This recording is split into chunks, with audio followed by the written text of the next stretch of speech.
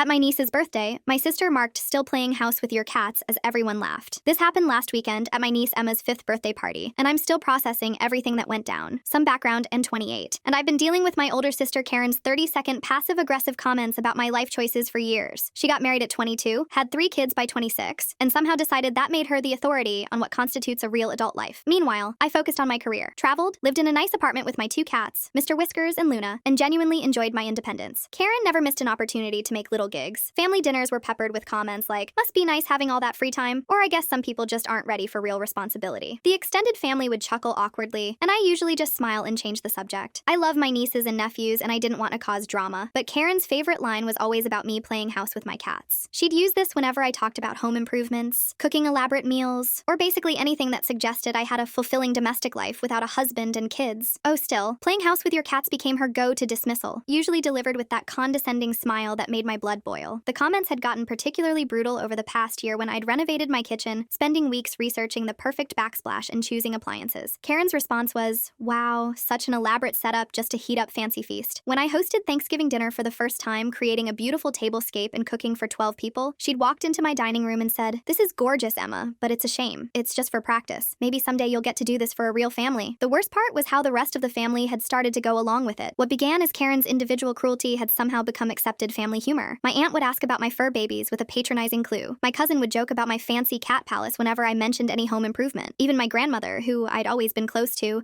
had started making comments about how I was married to my career and my cats. It wasn't just the family gatherings either. Karen had started posting on social media with subtle digs. She'd share articles about the cat lady epidemic and tag me or post photos of her kids with captions like, "So grateful for my real family with emphasis that I appointed her friends would like," and comment, creating this echo chamber where my lifestyle was a running joke. Here's what Karen didn't know about 2 years ago. I met James at a work conference. He was a single dad to the most adorable 3-year-old girl named Sophie. Her mom had left when Sophie was barely a year old, just packed up and disappeared one day, leaving James to figure out single parenthood alone.